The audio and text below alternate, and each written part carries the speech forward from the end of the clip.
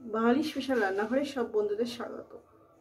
দেখতেই পাচ্ছেন বন্ধুরা, এই বস্ত্র পরিয়ে আছি। আমার বাবা মারা গিয়েছে।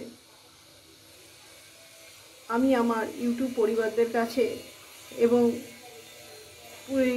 পুরো কি বলবো, কিছু বলার নেই, বলতে পারছি না, ক্ষমা করো তোমরা।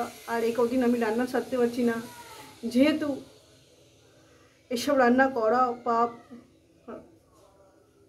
রান্নাকেও কিছু মনে করো না বন্ধুরা, প্লিজ আমাকে সাপোর্ট করো। আমার বাঙালি স্পেশালি পরিবারদের কাছে অনুরোধ করি, প্লিজ তোমরা আমার পাশে এসে দাঁড়াও, আমাকে সাপোর্ট করো। আমরা বড় অসহায়, যেহেতু যাদের মাথার উপর দিয়ে বা আমার ছায়া চলে যায় তারাই একমাত্র জানে। প্লিজ বন্ধুরা, এ কদিন ভিডিও ছাড়তে পারছি না, যেহেতু পরিবারের সবাই ভীষণই কষ্ট পাচ্ছে, সবাই কান্নাকাটি করছে, সবাই ভেঙে পড়ছে। আমার বাবার মতন বাবা হয় না।